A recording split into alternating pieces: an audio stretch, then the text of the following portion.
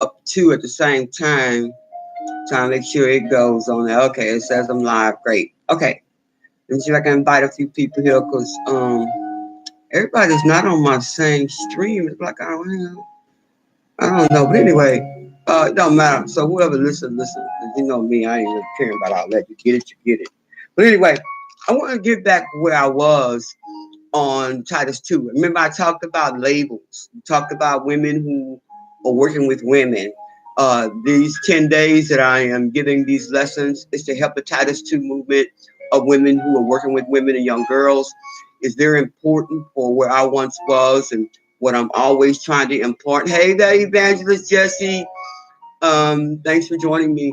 And so those Titus 2 women, I'm so moved by Abba to really talk about the Titus 2 movement and to talk about, how important it is to work on labels, to look at what we are saying, what we have said, even to our own children.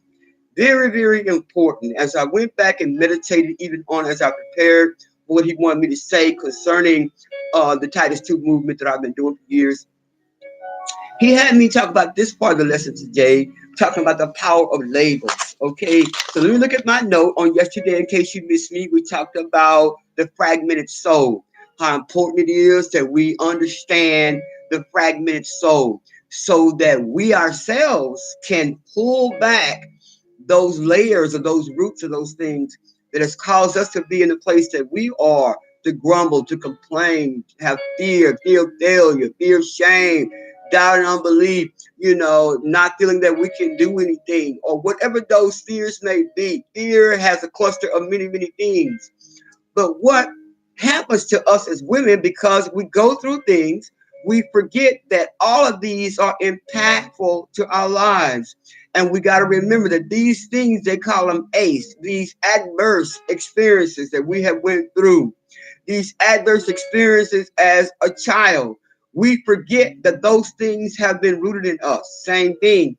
So as we begin to think about what we've been through, whether it was a divorce, I just said earlier on, whether it was some type of hit from a state of rejection, which I'm going to talk about in just a few minutes, or any of those things that the Lord has said to us to pay attention to so that we can begin to get the help that we need so we can help a sister out. That's the purpose of these lessons. We got too many young girls, too many women. My God, I was looking at it last night. And the men just on there, looking like, oh, well, I killed her, and oh, well, I raped her. Oh, well, I stabbed her to death. Oh, well, I cooked her. Oh, well, I set her on fire. So where are we today in regards to taking the time and building these conferences, these workshops in our own home? You ain't got to go to no building, like I said early on. When are you going to invite your daughter, your niece, your granddaughter? When are you going to invite them to invite a friend to your house? I don't want to preach. So anyway, I want to get into us as leaders, us as parents, us as grandparents, to begin to take a moment to meditate on how can I trace me first. Okay? Let's trace me. This is the only way I'm going to be effective. I have to trace me first. And so I think on those things. Okay, let me see what I can share with them that I have authentically been delivered from, that I have truthfully let go of. Many of us still got our eyes looking for men. Many of us who are single women are still dealing with dolls and still trying to masturbate and still doing a whole bunch of things. And still in the name of the Lord, we preaching, especially single women who call themselves preaching. And so you still trying to talk to or be a Titus 2 movement or trying to oversee a ministry when you need to be dealing with you. Won't you deal with your depression? Won't you deal with your anger? Won't you deal with your rejection? And so we're going to talk about that today, those root matters that prevent us from being very effective as a woman leader, as a Titus 2 woman. So anyway, I talked about fragments yesterday. Remember, I talked about us pulling it back, the layers of those things. I talked about uprooting those things, and I gave you all kind of signs. I gave you recurring dreams. I gave you overeating. What are some of the others? I gave you regretfulness and fear, loss of creativity, loss of identity is a big one today. That so many women have lost their identity behind rape and rejection and all of that and bad relationships to the point they don't even want to try anymore with any men. They just say, I'm just going to be a man. Look like it's better than that, easier for that. At least I can, the woman know my feelings. So they decide they want to be with another woman. And so here we are. We got PTSD. I talked about me thanking God that he's delivered me from PTSD. I talked about the risky behaviors that many of these young girls are having today when they have uncommitted relationships. I said I was going to go through that about how women have made men weak with their weak mentalities of these roots of trauma. My God. And so they would accept anything. They decide they're going to checkmate. I call it all the time checkmating. That means now you're going to chase after the man rather than the man chasing after you. And so what happens in the checkmating, you have the baby after baby, you have date after date, and you allow men to rape you and you go, oh, well, I shouldn't have did it with him. I shouldn't have went there. But then you just accept the rape and go on. But these are seeds of trauma. I don't want to preach. These are seeds of trauma that continues. And then when you have a baby from that mate or that rape date, my God. And then after that, now here you are in these seeds of trauma and your grandbaby suffers from it. Every woman that you impact in your life suffers from it. And this is the reason why you cannot effectively even talk to anybody about divorce. You can't effectively talk about anybody about masturbation. You can't effectively talk about nobody about anything about rejection, nothing else. So let's get into the matter of talking about tracing these seeds, tracing these secrets, tracing this trauma in your life so you will know how to effectively minister to a woman or a young girl. Don't want to preach. So I had this timer on, Lord have mercy. Yes, thank God. But anyway, I talk about these types of 4. I think it's 1, 2, 3, 4. No, it's 6. 2, 4, 3, 4, 5. Yes, 6. These 6 types of areas we got to look at the trace. I hope you write these down because you need to be ministering to these as God ministered to you so that you can take just that one thing. Don't try to take all this here and try to minister to somebody when you know you got first chew on that one matter to see, have I really dealt with that area of my life so I can be effective in the young girl or the woman that I'm going to be ministering to? Okay, we can no longer just throw straws out there. We can no longer try to act super spiritual over there just because they know you. Have you really dealt with that? Have you really allowed God to minister to you concerning the matter? So here it is. The first one is historical trauma. And so we usually think of historical trauma as a result of all this stuff that's been over the world, such as the historical issue of the storm. Okay, talk about Harvey. That's always a historical issue that we're going to face in regards to water, floods, bombings, the whole 9. I'm not talking about that kind. I'm talking about historical trauma of your generation, of your bloodline, incest, the thing that you've been abused about, verbal abuse. So when we get into the labor part of this message, you'll understand what I mean by that. Social violence. We talk about those things that are in our communities, in our lives. Childhood trauma. I talked about that. Rejection is what we're going to be facing today on the labor matter. Interpersonal violence. Many of you are facing these interpersonal violence right in your own personal relationship with sister girlfriend, on your job. And so how are you going to be effective to minister to somebody about your interpersonal violence? People that are backbiting you, people that's just talking about you, people that said things that you know that's not true. How are you, sister? Titus 2 woman, how are you dealing with the interpersonal violence? Emotional violence is what we own today. I talk about 2 types of pain, physical and emotional. Go back and listen to these tapes because it's going to help you in ministering to these women, hurting women, young girls. And so the interpersonal violence and then the institutional violence. We talk about those things that was involuntary, those things that you wind up or somebody in your family wind up in an institution, or those people who are going through different types of schools or colleges and places like that has caused them to deal with places that are environments, those places that are in workplaces, those places that people do not understand why they do you this way, why they're trying to set you up, why they're trying to do things.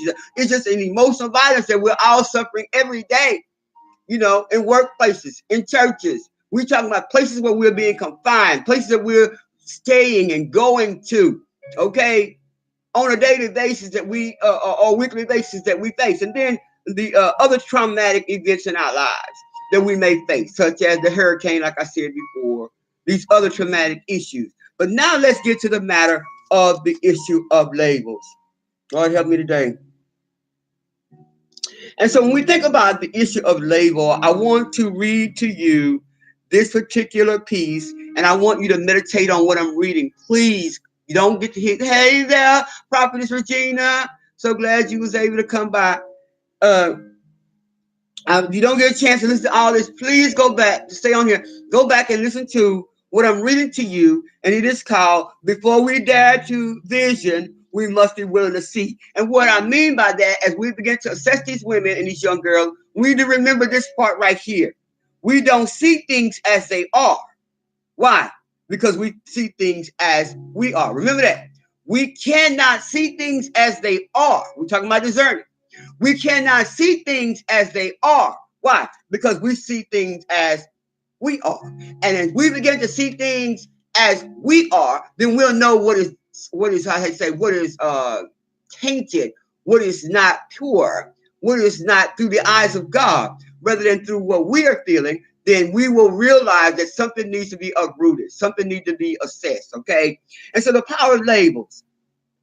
The Lord gave me this message to talk about on the mainstream, because we have a lot of people who, are dealing with voices, or dealing with who they are based on what they were called, or based on how they felt through other people's voices. And so in this message, I'm going to make sure that you understand that this excerpt is going to refer to some things that has happened with someone who's dealing with schizophrenia. Many of the young girls today are dealing with bipolar and schizophrenia. These are some real serious issues today in regards to women who are hurting, women who have went through multiple types of trauma, such as myself. I thank God that He has not allowed me to go through that part. But PTSD tried to visit me when I got shot, but the Lord delivered me from that, bless our King. But many women are still dealing silently with PTSD. Many women and young girls are silently dealing with schizophrenia and bipolar. But we got to make sure that we look at these, even though they may be what many people don't want to talk about today, clinically called names, and yet we want to say that they're demons. Okay, whatever you want to say. The main fact of the matter is that they are real. Okay, and we got to deal with what is really going on emotionally with us. And so here it is. In this situation, before we dare the vision, we must be willing to see. It reads as follows. Stay with me. Listen to it. Stay with me. See with me. It is breakfast time. The same 6-year-old girl is in the kitchen. Her mother is in a quiet but dangerous fury at this early hour. There's cereal on the table, some bowls and spoons strewn about.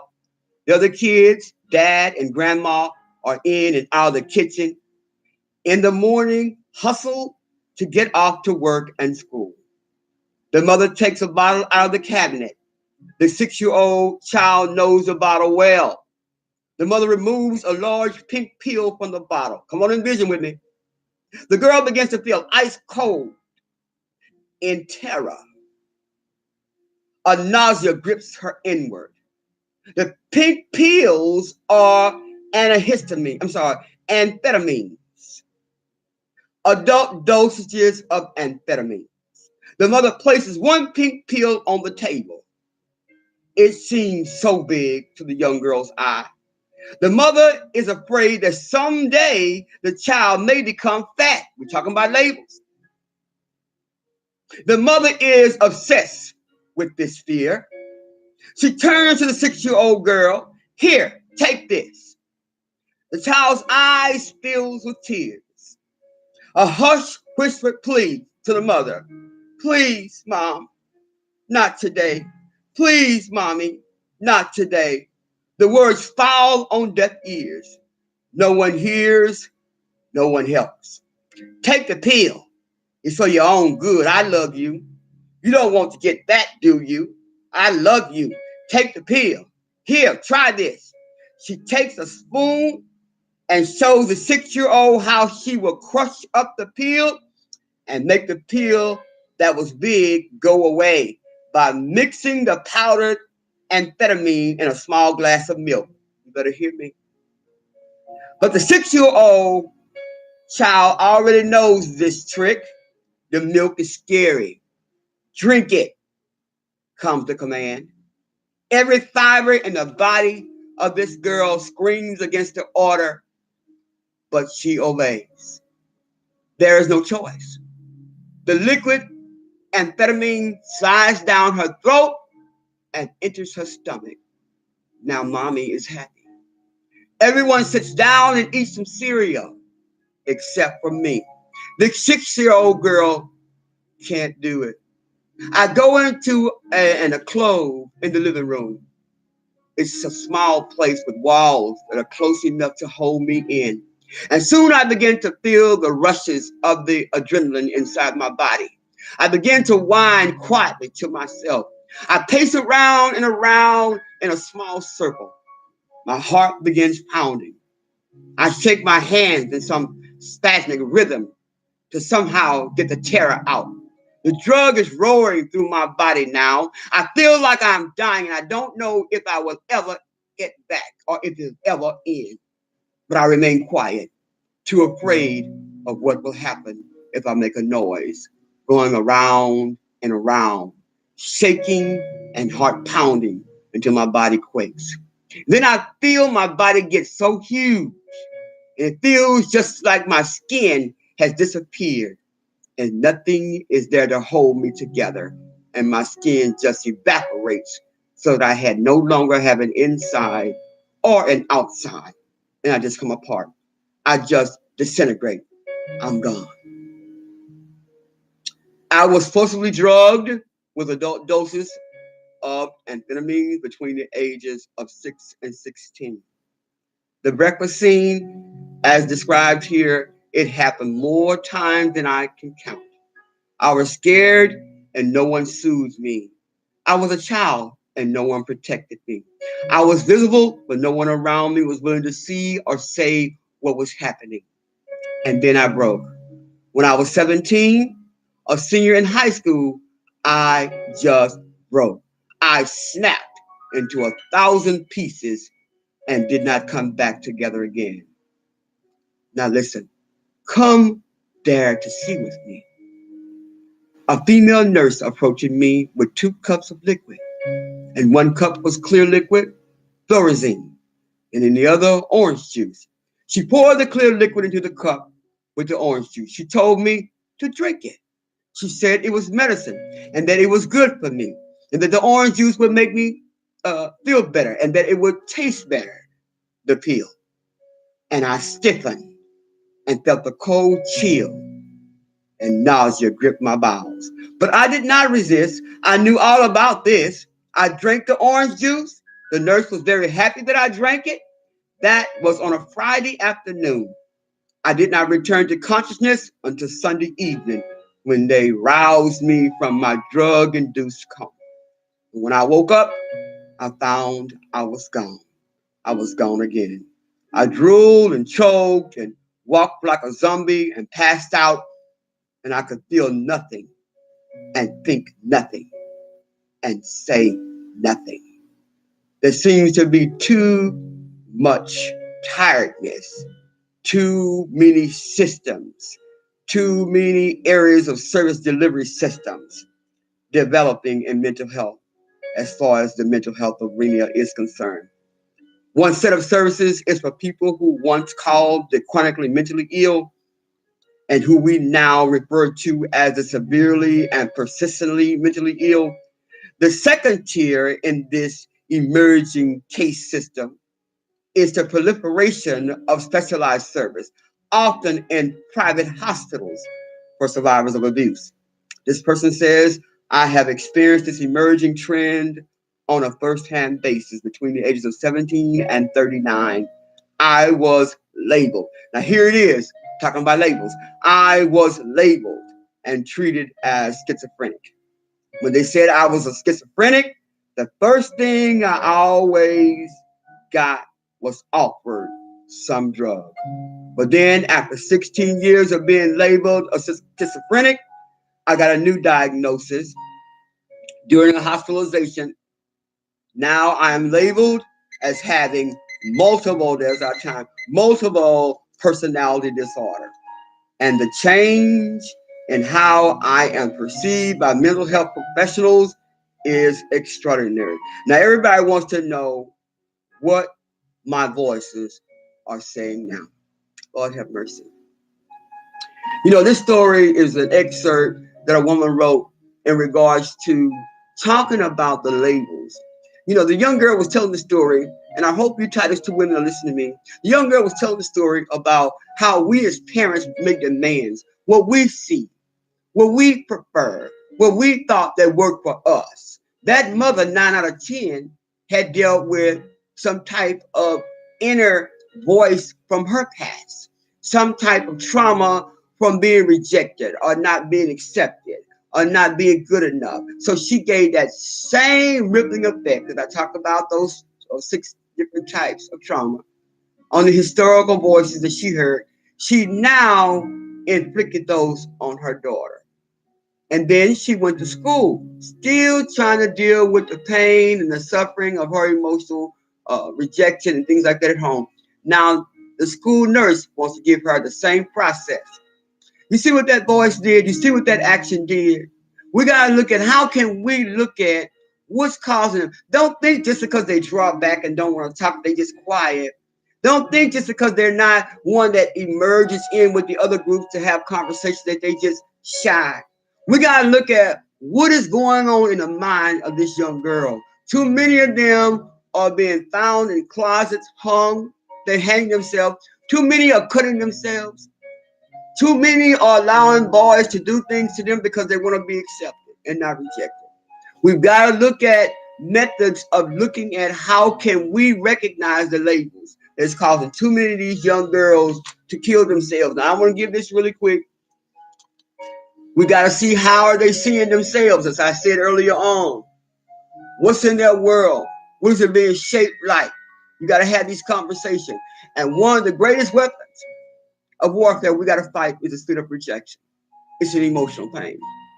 And so these signs that I call spiritually transmitted diseases, not disease, because we know it is a disease when we're going through trauma, because it's a psychiatric type of issue. But we're talking about diseasement. This is the reason why so many of them are in the emotional trauma that they're in, because of diseasement.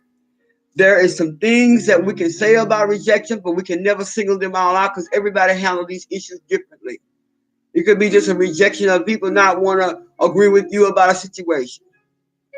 But when we talk about rejection, it's a very life controlling and gripping situation that continue to cause people to not excel where they need to excel. And so the most draining and frustrating spiritual warfare that many of the leaders are dealing with today is the fear of rejection or rejection. And so I'm going to call out a couple of these that we need to look at so we can constantly find out what am I shaping my world based on what I see, based on what I've heard, and based on where I've been, so that we can be effective in helping these young girls and these women. And so here's one of the ones. It's the fear of rejection. It's one of those different signs that you can look for. Self-righteousness, criticism. They criticize all the time. Strife, contention. They're very judgmental. They have fear of men. That's very, very important to know. Not only are they fear of men, they never in any type of relationship. They never don't want to even talk to any men. There's something about that. And not only that, they have a fear of men. They also fear man, which means that they fear that individual more than they fear God. And so all children should have a reverential fear of their elders and their parents and their grandparents.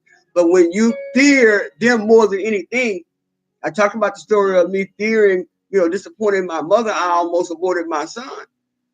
Fear of disappointing her. And but I thank God that I did not listen to that spirit. I obeyed God, and I had my son. And so fear of man, depression, heaviness. Heaviness is a bad spirit. Heaviness rests on us. You can get up and go into a place and you can feel the presence of heaviness. You got to make sure that heaviness is constantly being cast away from you, especially when you're dealing with a lot of issues in your life and you're trying to do a bunch of things.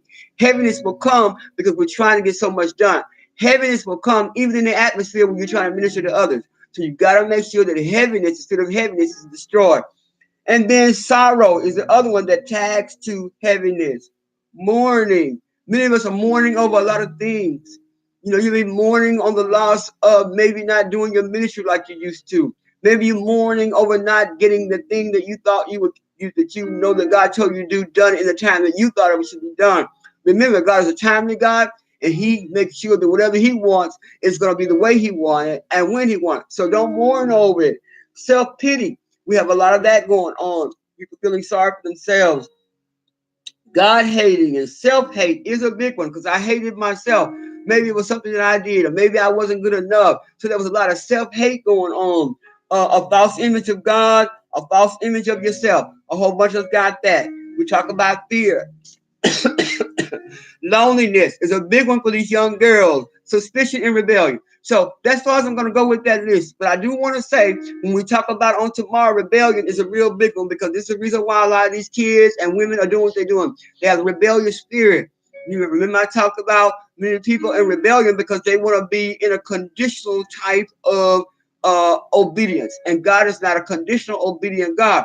He wants you to obey Him, not where you think, not why you think, not the way you think. And then we'll talk about those voices of shame, what shame is telling you. We'll talk about unforgiveness. We will talk about many of these evil encounters, masculine women and feminine men. We'll talk about women that have made men weak.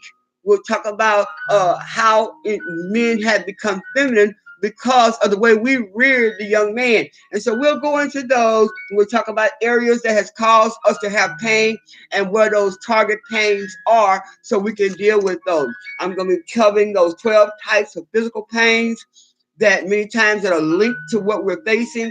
And so we'll talk about the headaches. We'll talk about the neck aches. We'll talk about the stress. So we can see how to minister to those people that God put in our presence. Because when we know they're constantly saying they have a headache, we'll know how to deal with them spiritually and how to pray those things off. You know, because God's given us our power and our authority to pull down all gates of hell. So I thank God that you have joined me today. On tomorrow morning, I'm trying to get on here between 6:30 a.m. and 6:30 p.m. If you're not a part of our family and friends of Challenge Minds group, please go on and join us because that's what I started out with on there. And then as God leads, I'll come on the mainstream and talk about specifics like I did today, talking about labels, okay? I may come on and talk about some body pain on tomorrow, or it's whatever Allah leads me to do. I'm so glad I read that information to you, and now I'm going to pray us out of here. And I want to open it up so if you got any questions or comments, I want to see those. Text to me either now or here on the mainstream. If you got any questions or comments, I want to say thank you for joining me. Hi there, Evangelist Barbara. So glad you was able to come in and join us today.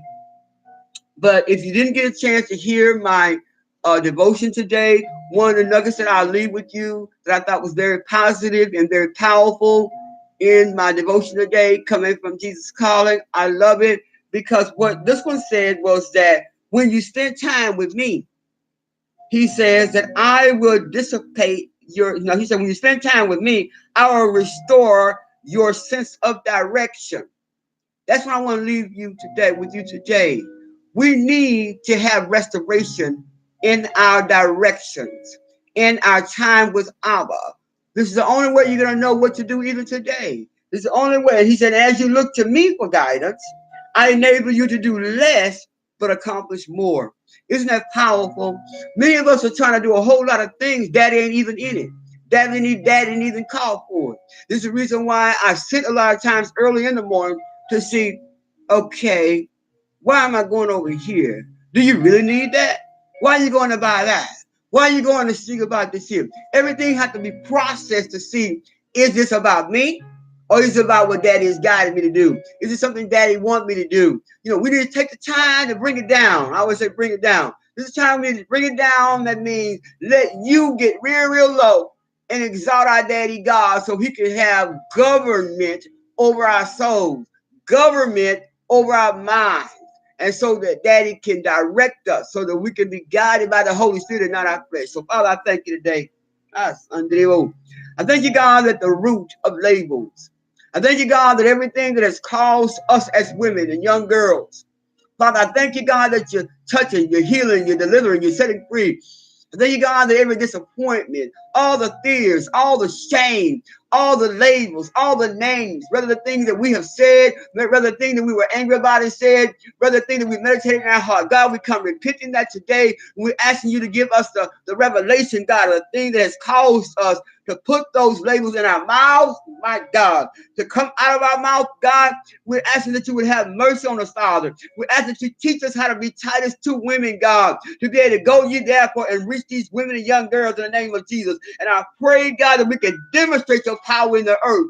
Sunday. In the name of Jesus, we can demonstrate it, Father, that we can be true Titus 2 women, Father, that we can help these young girls to come out of the clutches of sin, Father, to come out of the clutches, Lord God, of false and lost identities. My God, I pray by the power of your blood, even now, God, that somebody today that's listening to me, that somebody when they go to Walmart, that somebody when somebody come in their house as a woman or girl, God, that they will know what to say, that they'll know what to see, that they'll know what to hear, God, that they'll look inside to see, is this me or is this you? And that they'll know what to use, God, by the power of your presence, not by our flesh. We thank you for today. Endow us with your power, Father, today to reach a soul. God, I pray you use me today, Daddy, in the name of Jesus. I pray to use that one watching me. Yes, you. The you, when you go out today, the you, when they come over to your house today, when you get on the phone, that you, I said today, that we as women will become powerful and active, social active women of power. Titus 2 women. God bless you. I'm so glad that you joined me today. Anybody got any questions or comments on here today? I am so blessed that you joined me today. Be sure and get on Family and Friends with Challenged Minds. I'm going to be talking about part 3 on tomorrow, which is day 3, to give a little bit more hope on how to deal with these women who are hurting in mental health and emotional wellness. Is there anybody on here? Let's see. Anybody got any questions or comments? I think I said hello to everybody. So glad you joined me. Well, I guess I got to get off here. I don't know longer I want to be. Love you so much. I will see you all on tomorrow morning. Please break this computer because it tried to keep me out here, but it just don't work. As I said earlier on, the devil's still stupid, you crazy, and a loser. Love you so much. We'll talk soon. You sure it is.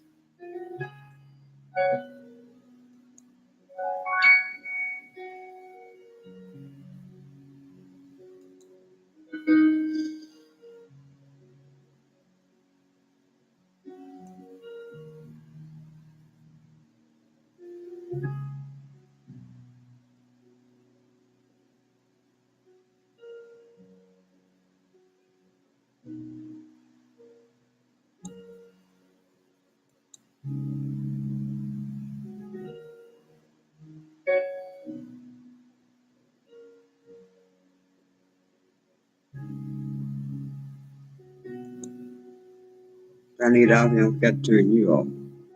Please share it.